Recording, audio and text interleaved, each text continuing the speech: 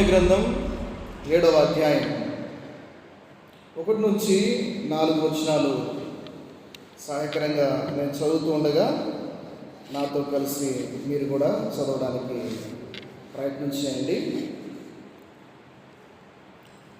నేను ప్రాకారమును కట్టి తలుపులు నిలిపి ద్వారపాలకులను, గాయకులను, లేవీయులను నియమించిన పిమ్మట నా సహోదరుడైన అనానీకిని, కోటకు అధిపతి అయిన హనన్యాకును యెరూషలేము పైన అధికారం ఇచ్చితిని. అనన్య నమ్మకమైన మనుష్యుడు, అందరికంటే ఎక్కువగా దేవుని ఎదుట భయభక్తులు గలవాడు. అప్పుడు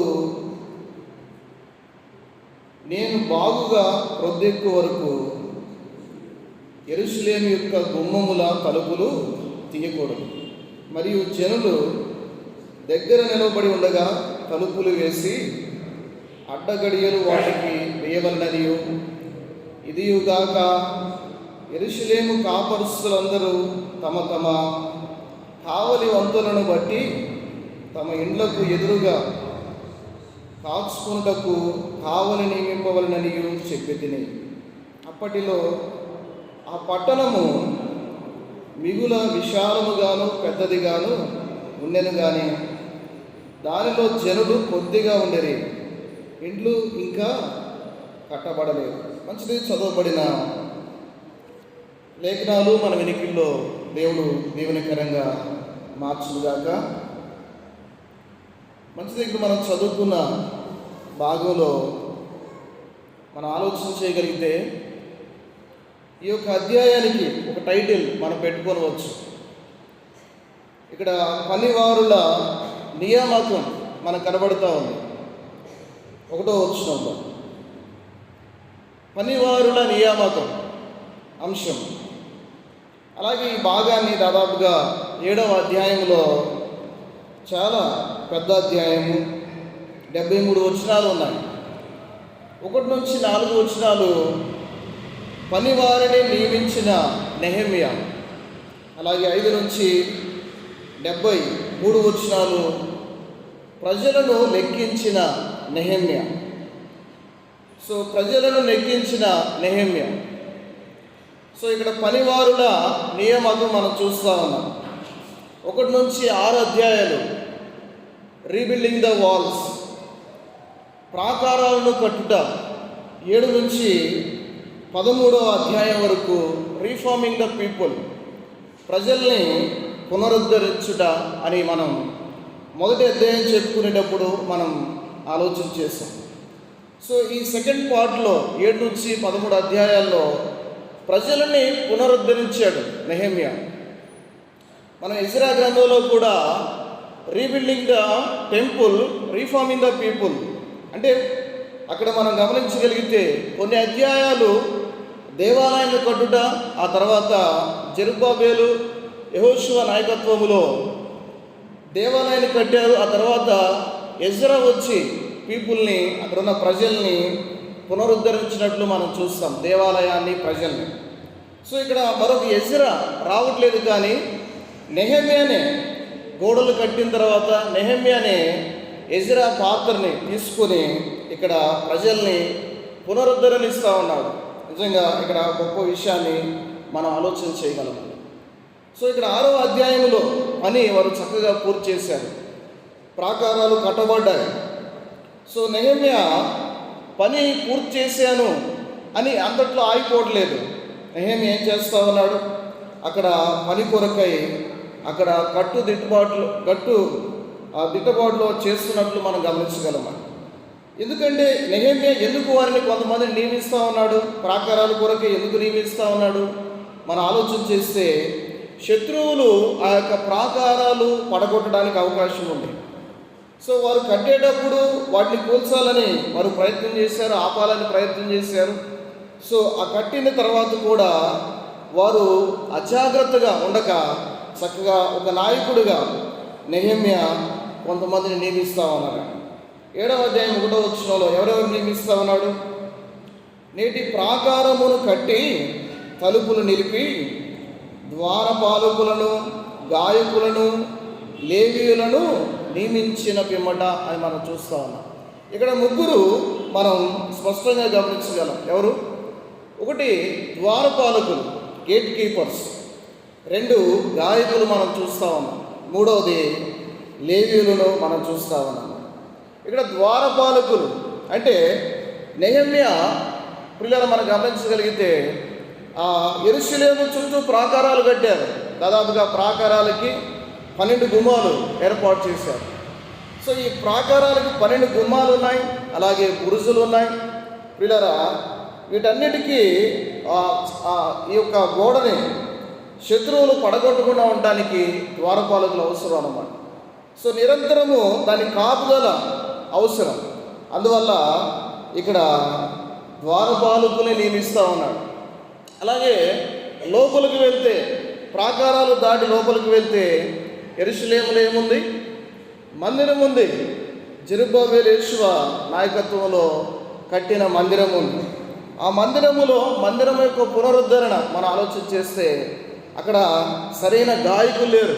పాటలు పాడేవాళ్ళు, దేవుణ్ణి స్తుతించేవారు, దేవుణ్ణి గాన ప్రతిగానాలు చేసేవారు, గాయకులు లేరు.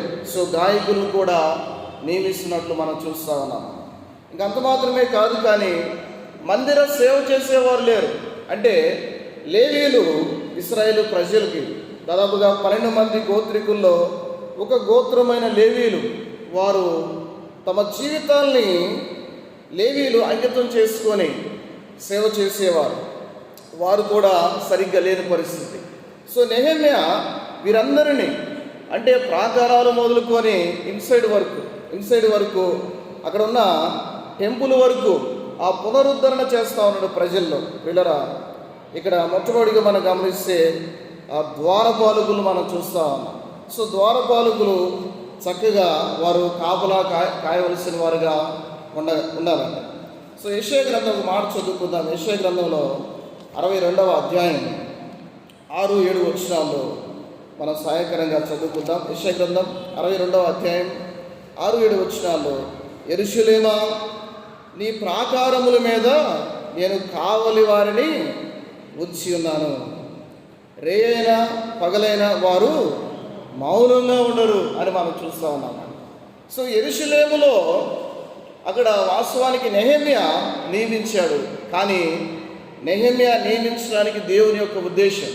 అందుకే దేవుడు అంటా ఉన్నాడు, వాస్తవానికి నెహెమ్యా అక్కడ వ్యక్తిగతంగా నెహెమ్యా నియమించి ఉండవచ్చు, కానీ దాని వెనకాల ప్రధానమైన పాత్ర, అదృశ్యమైన హస్తం ఎవరిదంటే దేవునిది. అందుకే అంటున్నాడు, యెరూషలేమా, నీ ప్రాకారాల మీద నేను కావలి వారిని ఉంచి ఉన్నాను. సో ప్రియులారా, ఆనాడు యెరూషలేము మనం చూస్తున్నాం. ఈనాడు కూడా భూమి మీద యెరూషలేము ఉంది. అయితే ఈనాడు మనం ఆలోచన చేయగలిగితే, అక్కడ మనం గమనించగలిగితే మన సంఘము కూడా స్థానిక యెరూషలేముగా మనం ఈ విధంగా చెప్పుకోవచ్చు. 8వ వచనంలో, అక్కడ 6వ వచనంలో, యెరూషలేమా, నీ ప్రాకారముల మీద నేను కావలి వారిని ఉంచి ఉన్నాను. అలాగే 7వ వచనం చదువుకుంటాం, యెహోవా జ్ఞాపకర్తలారా విశ్రమింపుకుడి, ఆయన యెరూషలేమును స్థాపించు వరకు, లోకమంతటా దానికి ప్రసిద్ధి కలుగు చేయ వరకు ఆయనను విశ్రమింపనీయకుడి. ఇక్కడ యెహోవా జ్ఞాపకర్తలారా విశ్రమింపనీయకుడి అని తెలియజేస్తా ఉన్నాడు. సో నిజంగా ఇక్కడ సంఘము కొరకై మన స్థానిక సంఘమే మనకి యెరూషలేము. సో యెరూషలేము ఉంది. అలాగే మన సంఘము కూడా ఆత్మీయంగా మనం ఆలోచన చేస్తే మన సంఘము కొరకై మనము ప్రార్థన చేయాలి. పిల్లరా, జ్ఞాపకర్తలారా విశ్రమింపబడి అంటే మనం విజ్ఞాపన చేసే వారంగా ఉండాలి. జ్ఞాపకర్తలారా అంటే విజ్ఞాపన చేయాలని వారిని ప్రోత్సహిస్తున్నాడు. అలాగే నేటి సంఘంలో ఉన్న మనం దేవుని సంఘం కొరకు నిత్యము విజ్ఞాపన చేసే విజ్ఞాపనకర్తల్లాగా ఉండాలని దేవుడు ఆశిస్తూ ఉన్నాడు. బైబిల్ గ్రంథంలో అపోస్తలుడైన పౌలు దెస్సలోనికైయులకు రాసిన పత్రికలో కూడా వారి ప్రార్థనని మనం గమనించగలమండి. అపోస్తలుడైన పౌలు దెస్సలోనికైయులకు రాసిన మొదటి పత్రిక 1వ అధ్యాయము 2వ వచనం సాయంకరంగా చదువుకుందాం. మొదటి పత్రిక 1వ అధ్యాయం 2వ వచనంలో, విశ్వాసంతో కూడిన మీ పనిని, ప్రేమతో కూడిన మీ ప్రయాసను, ఆ చివరి మాట చదువుకుందాం. మా ప్రార్థన యందు మీ విషయమై విజ్ఞాపనము చేయుచు మీ అందరి నిమిత్తం ఎల్లప్పుడూ దేవునికి కృతజ్ఞతాస్తుతులు చెల్లించుచున్నాము. సో మీ నిమిత్తం ఎల్లప్పుడూ దేవునికి అక్కడ విజ్ఞాపన చేస్తున్నట్లు మనం చూస్తూ ఉన్నామండి. సో ప్రియులారా, ఆ అపోస్తుడైన పౌలు ఆ పత్రిక రాస్తూ ఉన్నప్పుడు వారికి తెలియజేస్తున్న మాట ఏంటంటే, మీ అందరి నిమిత్తం విజ్ఞాపన చేస్తూ ఉన్నాం అని తెలియజేస్తూ ఉన్నాం. సో మన స్థానిక సంఘం కొరకై విజ్ఞాపన చేసేవారు కావాలి. అక్కడ గేట్ కీపర్స్ మనం చూస్తూ ఉన్నాం. యెరూషలేము యొక్క ప్రాకారాలని వారు లిటరల్గా అక్కడ వారు ద్వారపాలకులు కాచారు. అయితే నేడు మన స్థానిక సంఘాన్ని, ఆ సార్వత్రిక సంఘాన్ని, ప్రతి స్థానిక సంఘం కొరకై మనం ప్రార్థన చేసేవారంగా ఉండాలి, విజ్ఞాపన చేసేవారంగా ఉండాలి. సో పిల్లలు, మన జీవితంలో దేవుని యొక్క సంఘం కొరకు మనమే కాపలాదారులుగా, అంటే ఆ దేవుడు కూడా ఆ సంఘం కొరకై, సంఘ క్షేమాభివృద్ధి కొరకై ఆయన విజ్ఞాపన చేస్తూ ఉన్నాడు. ఎబ్రిల్ రాసిన పత్రికలో మనం చూడగలం, మన కొరకై ఆయన నిరంతరం విజ్ఞాపన చేస్తూ ఉన్నాడు. సో మనం కూడా ఆయన దగ్గర విజ్ఞాపన చేసేవారంగా ఉన్నాం. విజ్ఞాపనకర్తల విశ్రమింపనీకుడి అని మనం చూస్తూ ఉన్నాం, విశ్రమింపుకుడి అని మనం చూస్తూ ఉన్నాం.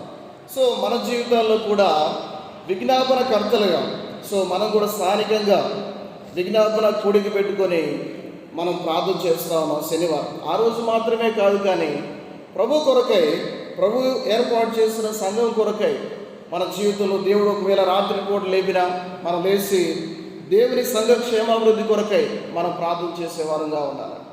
సో మనము దేవుని సంఘం కొరకై వాచ్ చేసేవారంగా ఉండాలి.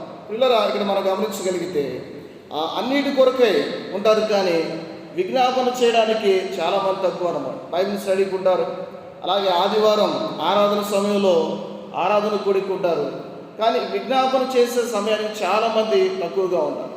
సో దేవుడు వెతుకుతూ ఉన్నాడు అలాంటి వారి కొరకు. సో మనము సంఘాన్ని కాపుదల, ఈనాడు సంఘం క్షేమంగా భూమి మీద ఉందంటే కొన్ని స్థానిక సంఘాలు, ఆ స్థానిక సంఘాల యొక్క చరిత్ర ముగించివేయబడింది. పిల్లరా, బైబిల్ గ్రంథములో, ప్రకటన గ్రంథములో 7 సంఘాల గురించి చెప్పబడ్డాయి. సో ఇప్పటి వరకు ఆ 7 సంఘాలు లేవు. ఒక సంఘం ఉందని తెలియచేస్తారు, అది దెస్సలోనిక, అక్కడ ఉన్న ఒక సంఘం మాత్రమే, అంటే దెస్సలోనిక సంఘం మాత్రమే ఉందని తెలియచేస్తారు. అది కూడా ప్రధాన సంఘాలుగా మారిని అని కొంతమంది తెలియచేస్తారు. కానీ ఆ యొక్క ఆనవాళ్ళు లేవు, పడద్రోయబడిన రాళ్ళు ఉన్నాయి, అక్కడ కట్టడాలు ఉన్నాయి, కానీ సంఘాలు లేవు. సో మన జీవితంలో ప్రార్థన చేయకపోతే, కొంతమంది భక్తుల ప్రార్థన వారు కనబడరు, కానీ నిత్యము సంఘం కొరకు ప్రార్థన చేసేవారు ఉంటారు. సో అలాగా మన జీవితాల్లో దేవుని కొరకై గేట్ కీపర్స్గా, ఇక్కడ నెహెమ్యా గేట్ కీపర్స్ని నియమించినట్లు మనం చూస్తాం. వారు చక్కగా ప్రార్థన పనులుగా అక్కడ వారు చక్కగా ఆ యొక్క ప్రాకారాలని కాపాడేవారుగా ఉన్నారు. సో మన జీవితాల్లో కూడా స్థానిక సంఘం కొరకై మనము అక్కడ అక్షరార్థంగా కాదు, కానీ ఇక్కడ ఆత్మీయంగా ప్రార్థన చేస్తూ స్థానిక సంఘాన్ని మనం కాపాడుకోవాల్సిన ఆవశ్యకత ఎంత ఉన్నట్లుగా మనం చూస్తూ ఉన్నాం. రెండవది, అక్కడ మనం చూస్తే ఎవరున్నారు? గాయకులు మనం చూస్తూ ఉన్నాం. ఎవరున్నారండి? గాయకులు. సో అక్కడ దేవాలయములో గాయకులు అవసరం. ఎందుకు? నిత్యము దేవుణ్ణి స్తుతించడానికి, దేవుణ్ణి ఆరాధన చేయడానికి పాటల ద్వారా అనేక మందిలో ప్రోత్సాహాన్ని, ఉజ్జీవాన్ని పురికొల్పుని తేవడానికి గాయకులు అవసరం. సో స్థానిక సంఘాల్లో కూడా గాయకులు అవసరం. సో దాని కొరకై సిద్ధపడాలి. పిల్లరా, గాయకులు చక్కగా పాటలు పాడేవారు, సమయానికి రావటం, చక్కగా పాటలు పాడడానికి సిద్ధంగా ఉండటం, ఆ పాటలు ఒకసారి వాటిని సిద్ధపడి చక్కగా ఏ పాట పాడాలో అది చక్కగా సిద్ధపడి దేవాలయంలో కూర్చోవడం, ఆసక్తి కలిగి దేవుని సన్నిధిలో కూర్చొని దేవుని నామాన్ని గాన ప్రతిగానాలు చేసేవారంగా ఉన్నారు. పరలోకంలో కూడా దేవదూతులు ఆయన పరిశుద్ధుడు పరిశుద్ధుడని గాన ప్రతిగానాలు చేస్తూ ఉన్నారు. సో దేవుడు మనకి అవకాశం ఇచ్చి ఉండగా చక్కగా మనము గాన ప్రతిగానాలు దేవుని కొరకే మనం చేసేవారంగా ఉండాలి. సో పాటలు పాడేవారు క్వైరీ బృందం నడిపిస్తూ ఉండగా మనం మౌనంగా కూర్చోవడం కాదు, కానీ మన దగ్గర ఉన్న పుస్తకాలు, చక్కగా పాటల పుస్తకాలు ఉన్నాయి, వాటి చక్కగా మనం తీసి వారితో పాటు కలిసి మనం పాడేవారంగా ఉండాలండి. సో అట్లా మనం చూస్తూ కూర్చుంటే మనం ఏమి నేర్చుకోలేము. పాటలు పాడేటప్పుడు చక్కగా వారితో పాటు మనము చక్కగా పాడేవారంగా ఉండాలి. సో క్వైరీ బృందం నడిపించేటప్పుడు కూడా అందరినీ కలుపుకొని, పాటలు పాడేటప్పుడు అందరినీ కలుపుకొని పాడుతూ మనం ముందుకు వెళ్ళాలి. అంతేగాని సోలోగా మనం మాత్రమే పాడుకుంటూ వెళ్తే ఇతరులు పాడలేరు. కొన్ని పాటలు అందరూ సోలోగా పాడే పాటలు ఉంటాయి, అవి మనం పాడుకోవాలి. అంటే ఒంటరిగా పాడే పాటలు మనం ఒంటరిగా పాడుకోవాలి. అలాగే సంఘంగా, సమాజంగా మనం కూడుకున్నప్పుడు ఆ పాటలు అందరికీ వచ్చే విధంగా, అందరూ పాడే విధంగా, ప్రతి ఒక్కరిని ఎంకరేజ్ చేసే విధంగా మనం పాడుతూ ప్రతి ఒక్కరిని పాడే విధంగా మన పాటలు ఉండాలి. సో ఆ విధంగా గాయకులు కూడా చక్కగా నియమించబడ్డారు. గాయకులు అవసరం సంఘాల్లో, నేటి సంఘాల్లో గాయకులు అవసరం అండి. దేవుడు మంచిగా చిన్నప్పటి నుంచే కొంతమందికి టాలెంట్ ఇచ్చి ఉంటాడు అన్నమాట. ఆ టాలెంట్ని పాడే టాలెంట్, డ్రమ్స్ కొట్టే టాలెంట్. సో ఇవన్నీ టాలెంట్స్ అన్నమాట. స్పిరిచువల్ గిఫ్ట్స్ వేరు, కృపావరాలు వేరు, వరాలు వేరు. సో ఇక్కడ దేవుడు కొన్ని టాలెంట్స్ చిన్నప్పటి నుంచే అవి బాడీలో ఇన్బిల్ట్ అయి ఉంటాయి. సో వాటిని మనం చక్కగా ప్రభు కొరకై వాటిని మనం ఉపయోగించే వారంగా ఉండాలి. దేవుడు ఇచ్చిన వరాలని, పాడే వరాలు. కొంతమంది పాడితే వెళ్ళలేము, కానీ కొంతమంది పాడితే చక్కగా మంచి స్వరంతో వారి పాటలు వినగలరు. కనుక వారిని మనం ఎంకరేజ్ చేయడం, పాడేవారిని ఎంకరేజ్ చేయడం, పాడేవారిని ప్రోత్సహించడం ఆ విధంగా సంఘంలో ఎంతో అవసరం. సో మూడవదిగా మనం గమనిస్తే ఎవరు నియమించారు? లేవీయులని నియమించినట్లు మనం చూస్తూ ఉన్నాం. ఎవరు నియమించబడ్డారు? లేవీయులు. లేవీయులు కూడా అక్కడ అవసరం ఉంది. దేవాలయంలో పరిచయం చేయడానికి, బలులు తీసుకొస్తే అర్పించడానికి, వారి పాప ప్రక్షాళన చేయడానికి. సో ఇశ్రాయేలు ప్రజలకి దాదాపుగా 5 బలులు ఉన్నాయి. ఒకటి దహన బలి, సమాధాన బలి, నైవేద్య బలి, పాప పరిహారార్థ బలి, అపరాధ పరిహారార్థ బలి. వారు నిత్యము ఆ బలులు అర్పించవలసిన అవసరం ఉందండి. సో ఆ బలులు అర్పించాలంటే ఖచ్చితంగా లేవీయులు ఉండాలి. దేవాలయంలో వారి వారి వారి పక్షాన లేవీయులు వారికి అర్పించాలి. తల మీద అక్కడ పశువు తల మీద చేతులు పెట్టాలి, వారి పాప ప్రక్షాళన చేయబడాలి. సో లేవీయులు అవసరత ఉంది. లేవీయులు అక్కడ లేరు. సో అందువల్ల నెహెమ్యా కొంతమందిని లేవీయులని నియమించినట్లు మనం చూస్తూ ఉన్నాము. సో నేటి సంఘాల్లో కూడా దేవుని కొరకై అంకిత భావం కలిగి సేవ చేసేవారు కావాలి. సో ప్రియులారా, మన జీవితాల్లో దేవుడు కొంతమందిని ఎవరినైతే ఆయన పిలుస్తారో, ఎవరైతే పిలువబడిన వారు చక్కగా దేవుని కొరకై అంకితం చేసుకొని చేసే సేవకులు, దైవజనులు వారు ఉండగా వారిని మనం ఎంకరేజ్ చేయాలి. అలాగే నేటి కొత్త తరాన్ని ప్రభు కొరకై వారిని గుర్తించి మనము దేవుని యొక్క పని కొరకై వారు పని చేస్తూ ఉండగా వారిని మనం గుర్తించి పంపించే వారంగా ఉండాలి. సో మన సంఘం, బెరయా సంఘం చాలా చక్కగా కొంతమందిని గుర్తించి పరిసర ప్రాంతాల్లో కొంతమందిని పంపించడానికి దేవుడు ఎంతో సహాయాన్ని అనుగ్రహించాడు. సో ఇక ముందు కూడా అనేక మంది లేపబడ్డానికి, పనివారు లేపబడ్డానికి మనం ప్రార్థన చేయవలసిన అవసరత ఎంతో ఉందండి. సో కోత ఎంతో విస్తారంగా ఉంది. పనివారు కొద్దిగానే ఉన్నారు, నిజంగా పనిచేయవారు. సో వారి కొరకే మనం ప్రార్థన చేయాలి. దేవుడు ఖచ్చితంగా పనివారిని లేవనెత్తుతాడు. సో అలాంటి వారిని మనం గుర్తించి వారిని పంపించే వారంగా, ప్రభు కొరకై వారిని బలపరిచే వారంగా మనం ఉండాలి. సో ఇక్కడ 3 విషయాలు మనం గమనించగలుగుతూ ఉన్నాం. 1వ వచనంలో ఒకటి ద్వారపాలకుల్ని వారు నియమించారు, 2వది గాయకుల్ని నియమించారు, 3వది లేవీయుల్ని వారు నియమించినట్లు మనం చూస్తూ ఉన్నాం.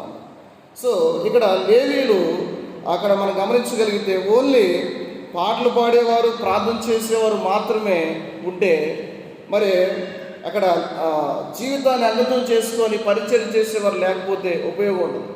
సో సంఘములో ప్రతి వింగ్ చాలా ఇంపార్టెంట్ అనమాట. పాటలు పాడేవాళ్ళు అవసరం, సంఘం కొరకై సంఘానికి బ్యాక్ బోన్గా ఉండి ప్రార్థన చేసేవారు అవసరం, అలాగే సంఘానికి ముందుగా ఉండి పరిచర్య చేసేవాళ్ళు, బోధించేవారు, ప్రకటించేవారు, అలాగే మోటివేట్ చేసేవాళ్ళు, పై విచారణ చేసేవారు, ప్రతి ఒక్కరు. అందుకే స్థానిక సంఘ క్షేమాభివృద్ధి కొరకై దేవుడు కృపావరాలు ఇచ్చాడు. ఆ కృపావరాలు ప్రతి ఒక్కరికి సంఘంలో దేవుడు అనుగ్రహించాడు. ఆ కృపావరాలను మనం గుర్తించి ప్రభు కొరకై వాటిని సాధన చేస్తూ సంఘ క్షేమాభివృద్ధి కొరకై మనం వాడేవారంగా ఉండాలి. సో ప్రతి వింగ్ పనిచేస్తున్నట్లు మనం చూస్తూ ఉన్నాం. సో ఒక ఎగ్జాంపుల్గా మనం ఆలోచన చేస్తే ఆర్మీలో 3 వింగ్స్ ఉంటాయి. ఒకటి విమానాలు నడిపే విమానాలతో యుద్ధం చేసే వింగ్ ఒకటి ఉంటుంది. రెండవది మనం నీటిలో యుద్ధం చేసేవారు, అంటే యుద్ధ పడవల ద్వారా, యుద్ధ ఓడల ద్వారా, అలాగే సబ్మెరైన్స్ ద్వారా యుద్ధం చేసేవారంట, అదొక వింగ్. అలాగే భూమి మీద కూడా యుద్ధ ట్యాంకులతో, గన్స్తో యుద్ధం చేసేవారంట. సో త్రీ వింగ్స్ అనేవి ఆర్మీలో పనిచేస్తూ ఉంటాయి. లేకపోతే ఒక వింగ్ వీక్ అయినా ఆర్మీ అనేది అక్కడ దేశాన్ని కాపాడుకోవడం అనేది చాలా కష్టంతో కూడింది. సో మన భారతదేశానికి కూడా 3 వింగ్స్తో యుద్ధాలు జరుగుతూ ఉన్నాయి. సో మనం కూడా స్థానిక సంఘాన్ని మనం కాపాడుకోవాలంటే, సో అక్కడ సైనికులు భారతదేశాన్ని కాపాడుకోవడానికి చాలా ప్రయాసపడుతూ ఉన్నారు. సో మనము స్థానిక సంఘం కొరకై, క్షేమాభివృద్ధి కొరకై మనం పాటుపడటానికి ఒక వింగుగా మనం ఏదో ఒక వింగ్లో, అంటే దేవుడు ఏదైతే కృపావరం ఇచ్చాడో ఆ కృపావరం అనే వింగ్లో మనం పనిచేసేవారంగా ఉండాలి. సో ఆ కృపావరాన్ని చక్కగా దేవుని కొరకై మనం ఇంప్లిమెంట్ చేసి ప్రభు కొరకై సంఘములో క్షేమాభివృద్ధికరంగా మనం వాడబడే వారంగా ఉండాలి. సో ఇక్కడ నెహెమ్యా వాడిని ఏం చేశాడండి? ఆ మాట మనం చదువుకుంటే నియమించిన పిమ్మట అని మనం చూస్తున్నాం. వారు విజయాన్ని పొందారు. విజయం పొందిన తర్వాత ఎంత మాత్రం కూడా వారు అజాగ్రత్తగా ఉండట్లేదు, చాలా జాగ్రత్తగా ఉన్నారు. పిల్లలు మనం గమనిస్తే విజయ అనంతరం చాలా జాగ్రత్త అవసరం. వారు విజయం పొందిన తర్వాత చాలా జాగ్రత్త నెహెమ్యా అక్కడ కొంతమందిని నియమిస్తున్నట్లు మనం చూస్తున్నాం. సో మన జీవితాల్లో కూడా విజయాలు వచ్చినప్పుడు మరింత జాగ్రత్తగా ఉండాలని ఇక్కడ నెహెమ్యా తన నియామకం ద్వారా మనం చూడగలమని. సో విజయాలు పొందిన తర్వాత మన జీవితాల్లో ప్రతి విషయంలో, ఉద్యోగ రంగంలో, వ్యాపార రంగంలో, వ్యవసాయ రంగంలో, సేవా రంగాల్లో దేవుడు విజయాలు ఇస్తాడు. ఆ విజయాలు పొందిన తర్వాత మనం ఎంత మాత్రం కూడా అజాగ్రత్తగా ఉండగా మన జీవితంలో అప్రమత్తంగా ఉండి ప్రభు కొరకే మరిన్ని విజయాలు సాధించే వారంగా ఉండాలి. సో ప్రమోషన్ తర్వాత ప్రమోషన్, అంతేకాని ఆ ప్రమోషన్ని మనం కోల్పోయే వారంగా ఉండకూడదు.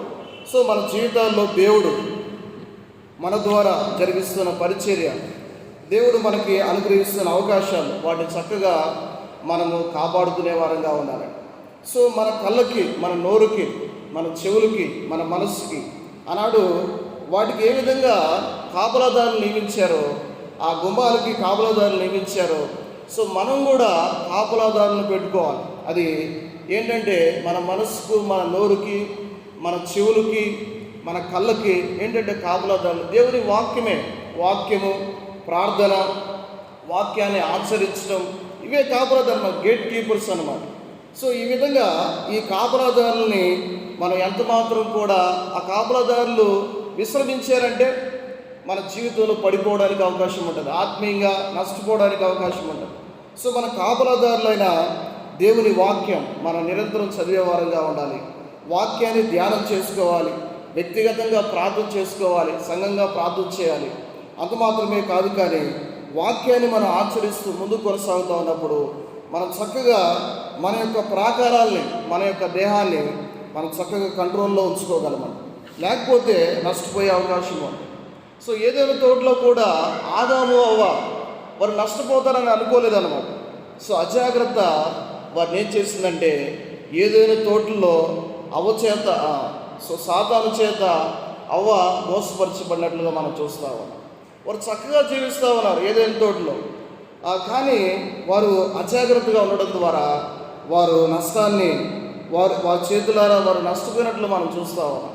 ఆ తర్వాత ఏదైనా తోటలో నుంచి తరిమేయబడ్డారు, వెరివేయబడ్డారు, వారు పాపానికి పాత్రులయ్యారు. వారి ద్వారా మనం కూడా ఆ పాపాన్ని అనుభవించవలసి వచ్చింది. సో ప్రియులారా, మనం గమనించగలిగితే అజాగ్రత్త చాలా ప్రమాదాన్ని తీసుకొచ్చినట్లుగా మనం చూస్తూ ఉన్నాము. సో రెండవదిగా మనం గమనించగలిగితే అక్కడే 2వ వచనంలో నా సహోదరుడైన అనానీకిని కోటకు అధిపతి అయిన అనన్యాకును యెరూషలేము పైన అధికారం ఇచ్చితిని అని మనం చూస్తా ఉన్నాం. అక్కడ నియమించిన తర్వాత అధికారం ఇచ్చినట్లు మనం చూస్తా ఉన్నాం. ఎవరెవరికి అధికారం ఇచ్చాడు మనం గమనిస్తే, నా సహోదరుడైన అనానీకిని అని మనం చూస్తా ఉన్నాం. ఇక్కడ హనాని అనే వ్యక్తి మనం చూస్తా ఉన్నాం. ఈ అనాని అనే వ్యక్తి మన 1వ అధ్యాయంలో అతని గురించి మనం ఆలోచన చేసామండి. సో అనాని అనే వ్యక్తి అక్కడే మనం చదువుకుంటే 1వ అధ్యాయం 2వ వచనంలో, నా సహోదరులలో అనాని అను ఒకడును యూదుల్లో కొందరును వచ్చిరి, చెరపరచబడిన శేషములో తప్పించుకొనిన యూదులను గూర్చి యెరూషలేమును గూర్చి నేను వారిని అడగ్గా అని మనం చూస్తా ఉన్నాం. సో ఇక్కడ అనాని యొక్క ప్రత్యేకత మనం చూస్తా ఉన్నాం. ఎవరంట అనాని? నెహెమ్యా యొక్క సహోదరుడు అని మనం చూస్తా ఉన్నాం. ఎవరు ఈ అనాని? నెహెమ్యా యొక్క సహోదరుడు. మేబీ కజిన్ అయి ఉండవచ్చు, లైక్ బాబాయ్ కొడుకు, కానీ ఒకవేళ సొంత సహోదరుడేమో, మేబీ క్లారిటీగా చెప్పలేదు, కానీ సహోదరుడు అనే రాయబడింది. సో ఈ అనాని అనే వ్యక్తి యెరూషలేము పట్ల భారం కలిగిన వ్యక్తి అన్నమాట. సో ఈ అనాని అనే వ్యక్తి యెరూషలేము యొక్క పూర్తి జాగ్రఫీ, అలాగే అక్కడ ఉన్న పూర్తిగా డీటెయిల్స్ మొత్తం, ఇన్ఫర్మేషన్ మొత్తం ఈ అనాని దగ్గర ఉంది. సో ఎంతో ప్రయత్నం, ఒకవేళ ఆ యెరూషలేము ప్రాకారాలు కట్టాలని ఎంతో ప్రయత్నం చేసిన వ్యక్తి అయి ఉండవచ్చు. యెరూషలేము కొరకై ఎంతో ప్రయత్నాలు చేసి ఆ ప్రయత్నాలు విఫలమై ఉండవచ్చు. సో అలాంటి పరిస్థితుల మధ్య నెహెమ్యా దగ్గరికి అనాని వచ్చాడు. నెహెమ్యా దగ్గరికి అనాని వచ్చినప్పుడు నెహెమ్యా అనాని దగ్గర, ఒకవేళ మా అన్న అక్కడ కప్పు అందించే వ్యక్తిగా ఉన్నాడు, సో అతను ఏమన్నా ఈ కార్యం చేయగలడేమో అనే ఆలోచనతో ఇక్కడికి వచ్చాడేమో మేబీ. సో అలాంటి పరిస్థితుల మధ్య నెహెమ్యా అతను అడిగినప్పుడు, అనానిని అడిగినప్పుడు అనాని ఆ ఇన్ఫర్మేషన్ అంతా తెలియచేశాడు.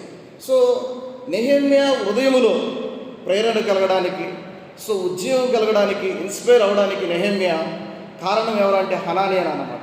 సో ఆ జీలు పుట్టించాడంటే, ఆ రోషం పుట్టించాడంటే, సో ఆ నెహెమ్యాకి ఆ భారం కలిగిందంటే, ఆ పరిస్థితుల నుంచి, ఆ యొక్క గొప్ప జాబ్ నుంచి, ఆ పరిస్థితుల నుంచి బయటకు వచ్చి యెరూషలేములో పనిచేశాడంటే, ఆ రోషం పుట్టించాడంటే హనానియే. సో ఇక్కడ మనం గమనించగలిగితే నెహెమ్యా కంటే భారం కలిగినవాడు అన్నమాట. నెహెమ్యా కంటే ముందుగా భారం కలిగినవాడు ఎవరంటే హనాని. దేని పట్ల? యెరూషలేము ప్రాకారాల పట్ల భారం కలిగినవాడు. అందుకే హనానీని ఇక్కడ నెహెమ్యా నియమించినట్లు మనం గమనించగలమండి. సో ఇక్కడ మనం గమనించగలిగితే దేవుడు నియామకం మనం ఆలోచన చేస్తే, ఎవరైతే దేవుని పట్ల చక్కగా దేవుని పని పట్ల ఆసక్తి కలిగి ఉంటారో వారందరినీ దేవుడు నియమించేవాడండి. బైబిల్ గ్రంథంలో కూడా దావీదు అనే వ్యక్తి చాలా దేవుని పని పట్ల ఆసక్తి కలిగినవాడు. అలాంటి వ్యక్తిని దేవుడు ఇశ్రాయేలు ప్రజల మీద రాజుగా నియమించినట్లు మనం చూస్తా ఉన్నాం. సామాన్యమైన పరిస్థితుల నుంచి గొప్ప రాజుగా దేవుడు నియమించినట్లు మనం చూస్తూ ఉన్నాం. కారణం ఏంటంటే దేవుని పని చేయాలి అనే ఆసక్తి. సో అలాంటి హృదయం, దేవుని చిత్తానుసారమైన మనుషుణ్ణి నేను కనుగొన్నాను అని దేవుడు తెలియచేస్తాడు. నా హృదయం కలిగిన హృదయానుసారుడు, a man after God's own heart, నా హృదయానుసారుడైన మనుషుడు అని అపోస్తల కార్యంలో 13వ అధ్యాయంలో మనం చూస్తాం. సో దేవుడు ఎవరైతే ఆసక్తి కలిగి ఉంటారో దేవుని పని పట్ల, దేవుని ప్రజల పట్ల భారం కలిగి ఉంటారో వారిని దేవుడు నియమించేవాడు. అందుకే వీళ్ళరా ఆదిమ సంఘములో మనం ఆలోచన చేస్తే అపోస్తలుడైన పౌలు, అతను కూడా దేవుని పని పట్ల ఆసక్తి కలిగినవాడు. సో యూదా ధర్మం పట్ల ఆసక్తి కలిగినవాడు, క్రైస్తవుల్ని హింసించేవాడు, చంపేవాడు. అలాంటి వ్యక్తిని, అంటే యూదా ధర్మం పట్ల చాలా ఆసక్తి కలిగినవాడు, దేవుని పని పట్ల ఆసక్తి కలిగినవాడు. సో అలాంటి పౌలుగా మారినట్టు మనం చూస్తాం. అలాంటి పౌలు కూడా దేవుడు ఎన్నుకొని ప్రయోజనకరమైన పాత్రగా వాడుకున్నట్లు మనం చూస్తాం. సో ఎవరైతే దేవుని పని పట్ల ఆసక్తి కలిగి ఉంటారో, వారిని దేవుడు చక్కగా ఎన్నుకొని పని కొరకై నియమించినట్లుగా మనం గమనించగలము. సో ఇక్కడ అనానీని వాస్తవానికి తన సహోదరుడని ఎంత మాత్రం కూడా పక్షపాతంతో ఇక్కడ ఎన్నుకోనట్లేదు, కానీ అక్కడున్న యెరూషలేము క్షేమం కొరకు అక్కడున్న నెహెమ్యా తన సహోదరుడైన అనానీని అక్కడ ఒక నాయకుడిగా నియమించినట్లు మనం చూస్తున్నాం. అంతేగాని అక్కడ ఎంత మాత్రం కూడా పక్షపాతం లేదు. సో కొన్నిసార్లు దేవుని యొక్క పని కొరకై వారు మంచి లక్షణాలు కలిగిన వారిని మనం నియమించడంలో తప్పలేదు. కొన్నిసార్లు ఎవరేమనుకున్నా, ఎవరు ఎలాంటి పరిస్థితుల మధ్య వారు భావించినా, కానీ నమ్మకస్తులైన వారిని ప్రభు పని కొరకై అప్పగించడంలో తప్పేం లేదు. అక్కడ రెండవది మనం ఆలోచన చేస్తే మరొక వ్యక్తి కోటకు అధిపతి అయిన అనన్యాకును యెరూషలేము పైన అధికారము ఇచ్చి తిని. రెండో వ్యక్తి కూడా మనం చూస్తూ ఉన్నాము. ఎవరంట? అనన్యాకును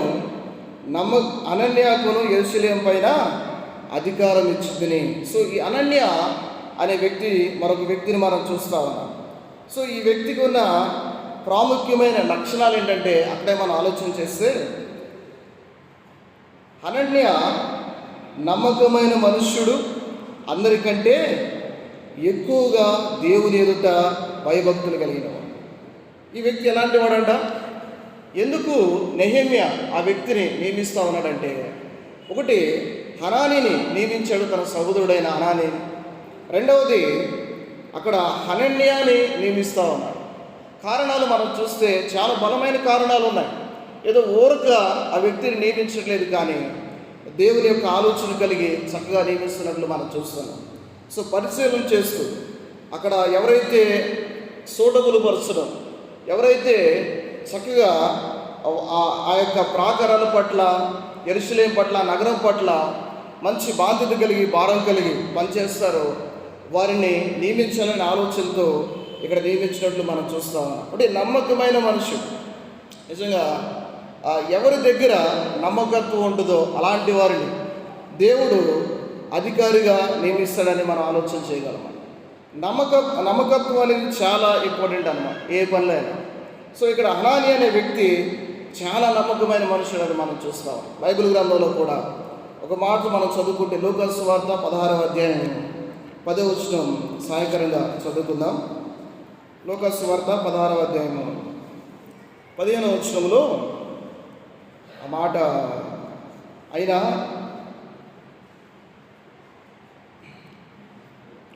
10వ వచనం చదువుకుందాం. మిక్కిలి కొంచెములో నమ్మకముగా ఉండేవాడు ఎక్కువలోనూ నమ్మకంగా ఉండును, మిక్కిలి కొంచెములో అన్యాయముగా ఉండేవాడు ఎక్కువలోనూ అన్యాయముగా ఉండును అని మనం చూస్తాం. సో ఇక్కడ మిక్కిలి కొంచెములో నమ్మకంగా ఉండేవాడు ఎక్కువలో నమ్మకంగా ఉండడు.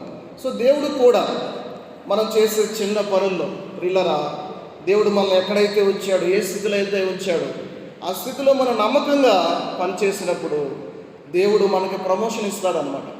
సో కొంచెం పనిలో మన నమ్మకత్వంగా చక్కగా ముందుకు కొనసాగుతూ ఉన్నప్పుడు దేవుడు మరొక పనిని మనల్ని ప్రమోట్ చేస్తాడు. సో ప్రియులరా, ఇక్కడ మనం గమనించగలిగితే నమ్మకత్వం అనేది చాలా ప్రాముఖ్యమైనది. బైబిల్ గ్రంథంలో మాట మనం చదువుకుంటే సామెతల గ్రంథం 28వ అధ్యాయము 20వ వచనంలో, నమ్మకమైన వానికి దీవెనలు మెండుగా కలుగును. ఏంటట? నమ్మకమైన వానికి దీవెనలు మెండుగా కలుగు. సో ఆయన దీవెనలు మెండుగా అనుగ్రహించేవాడు. సో ఎప్పుడు మన నమ్మకంగా దేవుని కొరకై ముందుకు కొనసాగినప్పుడు. సో అలానే దేవుని కొరకై నమ్మకంగా జీవించిన వ్యక్తిగా మనం చూస్తామన్నా. సో మనకి క్రైస్తవులకి సాధారణమైన ప్రిన్సిపల్ అన్నమాట. సో నమ్మకం, దానిని విశ్వాసం కూడా అన్నారు. సో దేవుని పట్ల మన నమ్మకం కలిగి జీవించడం, అలాగే మనం చేసే పని పట్ల ఎక్కడైతే మనం పని చేస్తూ ఉన్నామో అక్కడ నమ్మకం కలిగి మనం జీవించడం, ఆ నమ్మకాన్ని బట్టి దేవుడు మనల్ని ఆశీర్వదించేవాడు. ఆ నమ్మకాన్ని బట్టి మన మీద మెండుగా దేవుడు దీవెనలు కుమరించేవాడు. సో మనకు సాధారణమైన ప్రిన్సిపల్ మన లోకంలో కూడా ఆలోచన చేస్తే A+B², A² + B² + 2AB, ఇది ఎప్పుడు మారదన్నమాట. అలాగే 2+2 = 4. ఈ సూత్రం అనేది ఎప్పుడు మారదు, ఫార్ములా. అలాగే లోకంలో మనం చూస్తే విమానాలు పైకి ఎగరాలంటే ఏరోడైనమిక్ లా ఉంటుంది అనమాట. సో ఆ డైనమిక్ లా ప్రకారం విమానాలు పైకి ఎగురుతాయి. ఈ ఫార్ములాస్ మెయింటైన్ చేసినప్పుడు అవి చక్కగా ఎగురుతాయి. అలాగే ఓడలు నడవాలన్న కొన్ని ఆ ఫార్ములాస్ ప్రకారం ఓడలు సముద్రంలో చక్కగా వెళ్ళాలి. సో మన జీవితంలో కూడా నమ్మకంగా ప్రతి విషయంలో దేవుని కొరకై మనం ఉన్న దాంట్లో నమ్మకంగా మనం జీవించినప్పుడు దేవుడు ఖచ్చితంగా మన పట్ల ఆయన ఎన్నో మేలు దీవెనలు మెండుగా అన్నాడు అనమాట. మన రాయలసీమ భాషలో ఉపయోగిస్తే దండిగా ఇచ్చేవాడు అనమాట. ఏంటంటే దీవెనలు దండిగా మనకు అనుగ్రహించేవాడు. సో మన జీవితంలో ప్రభు పని పట్ల అలాగే మన జీవితంలో ముందుకు కొనసాగుతూ ఉన్నప్పుడు ఆయన చక్కగా మనకు దీవించి ఆశీర్వదించేవాడు. ఆ మాట చదువుకుంటే అక్కడ హనానీ గురించి మరొక మాట చెప్పబడింది. ఏంటంట, అందరికంటే ఎక్కువగా దేవుని ఎదుట భయభక్తులు గలవాడంట. భయభక్తులు గలవాడని చెప్పినది బాగుండేది, కానీ ఏమని చెప్తా ఉన్నాడు, అందరికంటే ఎక్కువ అని చెప్తా ఉన్నాడు అన్నమాట. ఆ మాట మనం చూడండి, అందరికంటే ఎక్కువగా దేవుని ఎదుట భయభక్తులు గలవాడు అని మనం ఆలోచించేస్తా ఉన్నాం. నిజంగా ఇక్కడ మనం ఆలోచన చేయగలిగితే ఈ అనానీ అనే వ్యక్తి నెహెమ్యా అనన్యాను అనానీని నియమించడంలో ప్రధానమైన ఉద్దేశాలు అక్కడ మనం ఆలోచన చేయగలిగితే ఈ అనన్య అనే వ్యక్తి అందరికంటే ఎక్కువగా దేవుని ఎదుట భయభక్తులు కలిగినవాడు. సో దేవుని పట్ల భయభక్తులు కలిగినవాడు, దేవుని మీద విశ్వాసం, దేవుని మీద నమ్మకం, అలాగే అంత మాత్రమే కాదు కానీ దేవుడు చెప్పింది చేసేవాడు అన్నమాట. భయభక్తులు మనం ఆలోచన చేస్తే కీర్తన గ్రంథం 34వ కీర్తన 11వ చరణంలో చిన్నపిల్లలారా నా యొద్ద నేర్చుకుని భయభక్తులు నేర్పించదునని అక్కడ మనం చూస్తాం అన్నమాట. 13వ వచనంలో చెడ్డ మాటలు పలకకుండా నీ నాలుకను, కపటమైన మాటలు పలకకుండా నీ పెదవులను కాచుకొను, కీడు చేయటం మాని మేలు చేయము, సమాధానమును వెంటాడమని మనం చూస్తాం. సో ఇక్కడ అనన్య అనే వ్యక్తి మంచి భయభక్తులు కలిగిన వాడు, దేవుని పట్ల సేవించేవాడు. అంటే దేవుని మాటకు లోబడేవాడు, దేవుని మాటకు విధేయత చూపేవాడు, దేవుని చిత్తాన్ని జరిగించేవాడు. ఎన్ని కష్టాలు వచ్చినా, ఎన్ని నష్టాలు వచ్చినా, ఎన్ని ఇబ్బందులు వచ్చినా, ఎన్ని బాధలు వచ్చినా దేవుని చిత్తానికి లోబడి చక్కగా పరిచర్య చేసేవాడు. సో అలాంటి వ్యక్తిని ఎన్నుకున్నట్లు మనం చూస్తున్నాం. సో ప్రియులారా, మన జీవితంలో నిజంగా భయభక్తులు కలిగిన వ్యక్తి అనాలి. అంత మాత్రమే కాదు కానీ అక్కడ ఉన్న ప్రజలందరిలో, సో అక్కడ చాలామంది ప్రజలు ఉన్నారు. యెరూషలేము ప్రాంతములో యూదులు అనేక మంది ఉన్నారు. వారందరికంటే భయభక్తులు కలిగిన వాడని నెహెమ్యా ఇక్కడ డిటర్మిన్ చేస్తూ ఉన్నాడు. సో అందరికంటే భయభక్తులు. సో ఇక్కడ ర్యాంక్, అతనికి స్పిరిచువల్ క్వాలిటీ ర్యాంక్ మనం చూస్తే ఫస్ట్ ర్యాంకులో ఉన్నాను. పిల్లరా మంచి హై లెవెల్లో ఉన్నట్లు మనం చూస్తూ ఉన్నాం. సో మన జీవితంలో మనం కూడా అటువంటి ర్యాంక్ సంపాదించే వారంగా ఉండాలి. బైబిల్ గ్రంథంలో దేవుడు మనం ఆలోచన చేస్తే కొత్త నిబంధనలో యేసుక్రీస్తు ప్రభువారు దాదాపుగా గ్రామాలకి ఇద్దరిద్దరుగా పంపించాడు. ఎంతమంది శిష్యులు ఎన్నుకున్నాడు? 70 మందిని ఎన్నుకున్నాడు అన్నమాట. సో 70 మందిలో కూడా ఒక 12 మందిని ప్రత్యేకంగా ఎన్నుకున్నట్లు మనం చూస్తాం. సో 12 మందిలో కూడా ప్రత్యేకంగా ఎంతమంది ఉన్నారు? 3 ఉన్నారన్నమాట. 3 కొన్ని ప్రదేశాల్లోకి 3 ఆయన తీసుకువెళ్ళాడు అనమాట. సో వారిలో కూడా మొదటి ర్యాంకులో మనం చూస్తే ఆ 3లో కూడా ఎవరున్నారు? యోహాను ఉన్నాడు. యోహాను అందుకే బైబిల్ గ్రంథంలో రొమ్మున ఆనుకున్న శిష్యుడు, యేసు రొమ్మున ఆనుకున్న శిష్యుడు అని మనం చూస్తాం. సో యోహాను అనే వ్యక్తి మనం చూస్తే మొదటి ర్యాంకులో ఉన్నట్లు మనం చూస్తా ఉన్నాం, ఫస్ట్ ర్యాంకులో ఉన్నాడు. యోహాను కొన్ని విషయాల్లో మనం ఆలోచన చేస్తే అక్కడ ప్రభువైన యేసుక్రీస్తు వారు అక్కడ వారు భోజనం చేస్తూ ఉండగా, ఆ రాత్రి భోజనం చేస్తూ ఉండగా, భోజనం చేస్తున్న సమయంలో మీలో ఒకడు నన్ను అప్పగించబోతున్నాడు అని తెలియచేసినప్పుడు అందరూ ఎవరికి వారు నేను ప్రభువా అని వారందరూ ఆలోచన చేస్తున్నారు, ఒకరి ముఖాలు ఒకరు చూసుకుంటూ ఉన్నారు. సో ఇప్పుడు అక్కడ ఉన్న వ్యక్తి పేతురు యోహాను సైట్ చేస్తూ ఉన్నాడు అనమాట. యోహాను యేసుక్రీస్తు పక్కనే కూర్చున్నాడు. అంటే ఇక్కడున్న పేతురు, అందరూ శిష్యులు ఉన్నారు, 12 మంది ఉన్నారు. సో 11 మంది ఉన్నారు. అక్కడ ఇస్కరియోతు యోధాకు తెలుసు, అప్పగిస్తున్నానికి తెలుసు. కానీ మిగిలిన వారు అంత చదువు లేదనమాట. అంటే యేసుక్రీస్తుని అడగడానికి, ఎవరని అడగడానికి అంత చదువు లేదు. కానీ ఆ చదువు కలిగిన వ్యక్తి యోహానుగా మనం చూస్తాం. వెంటనే సైగ చేసినప్పుడు పేతురు యోహానుకు సైగ చేశాడు. యేసుక్రీస్తు వారు ఇదిగో నేను ఎవరికి ముక్కిస్తున్నానో వారే అని చెప్పి అక్కడ చెవులో యోహాను చెప్పినట్లు మనం చూస్తాం. సో ఎవరైతే ఎక్కువగా దేవుని ప్రేమిస్తారో, ఎవరైతే దేవునికి ఎక్కువగా అంటుకట్టబడి ఉంటారో, ఎవరైతే ప్రేమించి దేవునికి ఎక్కువగా దగ్గరగా ఉన్నవారు, దేవుని యొక్క ఆలోచనలు, దేవుని యొక్క చిత్తం, దేవుని యొక్క ఉద్దేశాలు చక్కగా తెలుసుకుంటారు. సో దేవుని యొక్క సంపూర్ణమైన చిత్తం, దేవుని యొక్క గాడ్స్ విల్ అనేది వారు తెలుసుకుంటారు. సో అట్లాగా వారి యొక్క ర్యాంక్ అనేది, స్పిరిచువల్ ర్యాంక్ అనేది, ఆత్మీయ ర్యాంక్ అనేది మొట్టమొదటి స్థానంలో ఉన్నట్లు మనం గమనించగలం. సో ప్రియులారా, ఇక్కడ నెహెమ్యా అనన్యాని అక్కడ నియమించడానికి కారణం ఏంటంటే వారందరికంటే భయభక్తులు కలిగిన వాడు, నమ్మకమైన వాడుగా మనం చూస్తాం. సో మన జీవితాల్లో కూడా పిల్లలైతే స్కూల్లో, కాలేజెస్లో, కాంపిటేటివ్ ఎగ్జామ్లో మొట్టమొదటి ర్యాంకు పొందాలని ఎంతో ఆసక్తి కలిగి ఉంటారు. అలాగే పెద్దవారు కూడా వారిని చూసి వీరిని చూసి మంచిదే, కారు కొనుక్కోవాలని, ఇల్లు కట్టుకోవాలని, అనేకమైన వాటి కోసం ఎంతో ప్రయాసపడుతూ ఉంటారు ర్యాంక్ సంపాదించాలని. సో మన జీవితాల్లో కూడా మంచిది, భౌతిక సంబంధమైన అవసరాల కొరకు మనం ప్రయాసపడుతూ ఉన్నాం. కానీ ఆత్మ సంబంధమైన విషయాల్లో ఆత్మీయంగా ఎదగడానికి ఫస్ట్ ర్యాంక్ సంపాదించాలని మనం ఆలోచన కలిగి ఉన్నామా? అటువంటి దేవుని పని కొరకై ఆ విధంగా ఆత్మీయంగా ఎదగడానికి, దేవుడు కోరుకునే విధంగా జీవించడానికి, బైబిల్లో ఉన్న ఆజ్ఞలు మనం పాటించడానికి, మనం ఆచరించడానికి మనం అటువంటి ప్రయాసపడుతూ ఉన్నామా? అటువంటి స్పిరిచువల్ క్వాలిటీని మనం పెంచుకొని స్పిరిచువల్ ర్యాంక్ని మనం సంపాదించుకోవడానికి సిద్ధంగా ఉన్నామా? ఒకసారి ఆలోచన చేయాలి. సో ఇక్కడ నెహెమ్యా అక్కడున్న వ్యక్తిని, అనన్యాని సన్మానిస్తూ ఉన్నాడు. గొప్ప అధిపతిగా, అక్కడ అధికారిగా నియమిస్తూ ఉన్నాడు. బైబిల్ గ్రంథం ఒక మాట మనం చదువుకుంటే, కీర్తన గ్రంథం 15వ కీర్తన 4వ వచనం చదువుకుందాం. 15వ కీర్తన 4వ వచనం చదువుతారా తీసుకున్నవారు?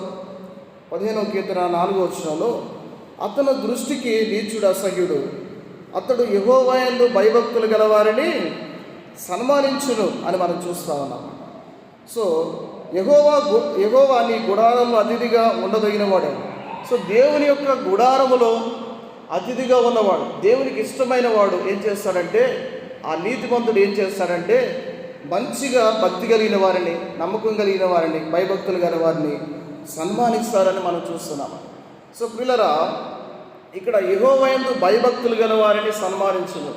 సో నెహెమ్యా అనే వ్యక్తి ఒక మంచి నాయకుడు మనం చూస్తూ ఉన్నాం. ఈ మంచి నాయకుడు ఏం చేస్తూ ఉన్నాడు? మరొక నాయకుడిని సన్మానిస్తూ ఉన్నాడు. అక్కడ ఆధిపత్యాన్ని ఇస్తూ ఉన్నాడు. పిల్లరా, అధిపతిగా నియమిస్తూ ఉన్నాడు. అందుకే అనన్య నమ్మకమైన మనుష్యుడును, అందరికంటే ఎక్కువగా దేవుని ఎదుట భయభక్తులు గలవాడని మనం చూస్తూ ఉన్నాం. సో అలాంటి వ్యక్తిని చక్కగా అక్కడ యెరూషలేము నగరం మీద, యెరూషలేము పట్టణం మీద అధిపతిగా నియమించినట్లు మనం చూస్తూ ఉన్నాం. సో నెహెమ్యా అతన్ని సన్మానించాడు చక్కగా. వారిని అనన్యాని, అలాగే అనన్యాని ఇద్దరిని నియమించినట్లు మనం చూస్తూ ఉన్నాం.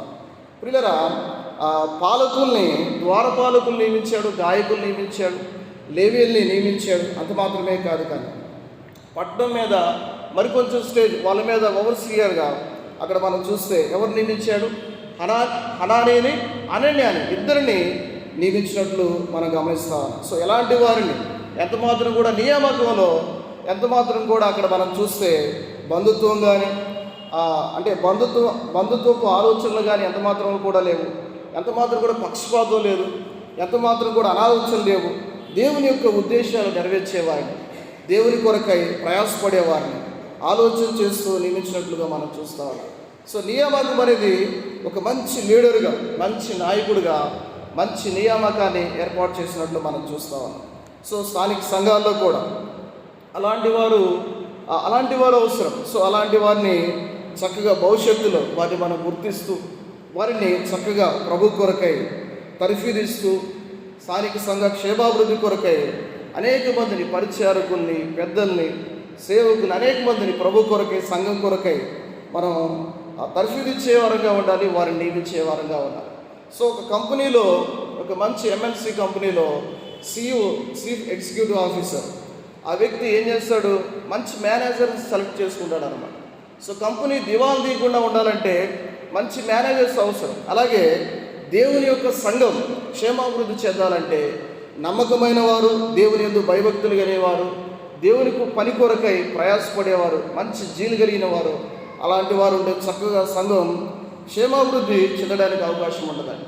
సో అలాంటి వారిని గుర్తించాలి, అలాంటి వారిని ఎంకరేజ్ చేయాలి, అలాంటి వారిని ప్రోత్సహించాలి, అలాంటి వారిని నియమించడానికి అటువంటి మనసు, అటువంటి ప్రార్థన మన అందరిలో ఉండడానికి మరి దేవుడు సహాయం చేయాలని మనం ప్రార్థన చేయాలి. సో 3-4 వచనాల్లో కూడా మనం గమనించగలిగితే కొన్ని మాటలు ఉన్నాయి, వాటిని మనం చూసి ముగించుకోవడానికి ప్రయత్నం చేద్దాం.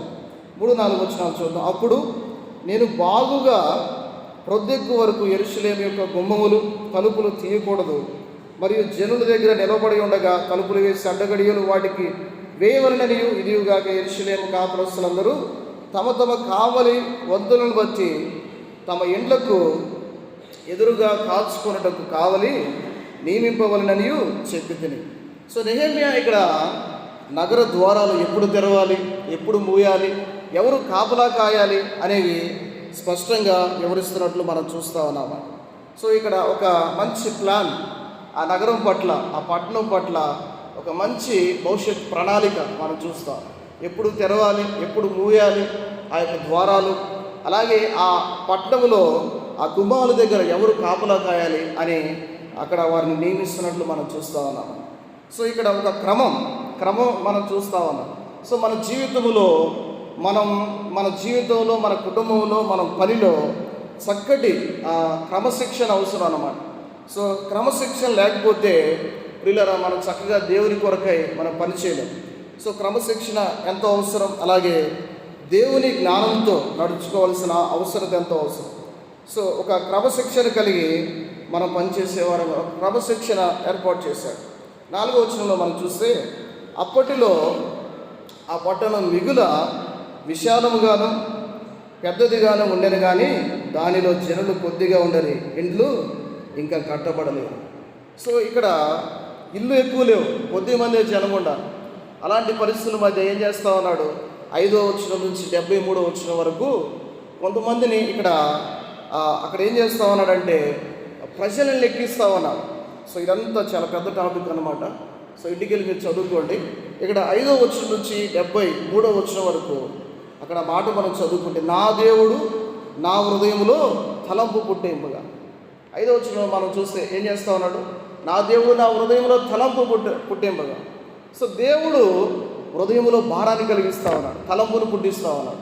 ఆ తలంపును అణుచుకోక ఏం చేస్తూ ఉన్నాడు, దాన్ని నెరవేర్చేవాడుగా ఉన్నాడు. సో దేవుని ఆలోచనలకు విధేయత చూపిస్తూ ఉన్నాడు నెహెమ్యా. అంత మాత్రమే కాదు, కానీ అక్కడ మనం ఆలోచన చేస్తే మంచి విధేయత చూపించి వారందరినీ లెక్కించి వారందరినీ క్రమపరుస్తూ ఉన్నాడు. జస్ట్ అవుట్లైన్ ఇస్తాను. 61 నుంచి 65 వచనం వరకు పవిత్రత మనం చూడగలం. 61 నుంచి 65 వరకు. 6 నుంచి 73వ వచనం వరకు జనాభా వివరాలను రాసినట్లుగా మనం చూడవచ్చు. జనాభా వివరాలు 5 నుంచి 65 మనం చూస్తే దేవుని ప్రజల గుర్తింపు. 5 నుంచి 65 దేవుని ప్రజల గుర్తింపు. 61 నుంచి 65 పవిత్రత. 66 నుంచి 73 సమర్పణ మనం చూస్తాం. దేవుని ప్రజల్ని గుర్తిస్తూ ఉన్నాడు. ఎస్, దేవుని ప్రజలుగా మనం గుర్తించబడ్డాం. ఇంకా తర్వాత పవిత్రత, వాళ్ళని కాన్సక్రేషన్ చేస్తూ ఉన్నాడు అనమాట. అంటే కొంతమంది తమ వంశావళిని నిరూపించుకోలేకపోయారు అనమాట. సో అలాంటి వారిని యాజకత్వం నుండి తప్పించాడు అనమాట, వారిని ఎలిమినేట్ చేస్తూ ఉన్నాడు. సో పవిత్రత జరుగుతూ ఉంది. సో మన జీవితంలో కూడా దేవుని ప్రజలుగా నియమించబడ్డ మనం, లెక్కించబడ్డ మనం, సో మన జీవితంలో పవిత్రంగా దేవుడు కోరుకునే పవిత్రత కలిగి జీవించాలి. 66 నుంచి 73వ వచనం వరకు వారి సమర్పణ. ప్రజలు తమ వంతు చొప్పున వారు చక్కగా ధనము, బంగారము, వస్తువులు సమర్పించిన వారుగా ఉన్నారు. సో మనం కూడా దేవుని పని కొరకై, మన దాంట్లో మనకు ఉన్న దాంట్లో మన ప్రభు పని కొరకై ఖర్చు చేసేవారంగా ఉండాలి, ప్రభుకి మనం ఇచ్చేవారంగా ఉండాలి, ప్రభుని సేవించేవారంగా ఉండాలి. పిల్లరా, ఇక్కడ నెహెమ్యా చక్కగా నియమించాడు. అలాగే అక్కడ స్టెప్ వైజ్గా నియామకాన్ని మనం చూస్తూ ఉన్నాం. ఓవర్సీర్స్గా నమ్మకమైన భయభక్తులు కానీ వారిని పని అప్పగించినట్లు మనం చూస్తూ ఉన్నాం. అంత మాత్రమే కాదు, కానీ ఆ యొక్క ప్రాకారాల పట్ల ఎప్పుడు తీయాలో, ఎప్పుడు మూయాలో, ఎవరిని అక్కడ గస్తీ చేయాలో వారు నియమించినట్లు మనం చూస్తూ ఉన్నాం.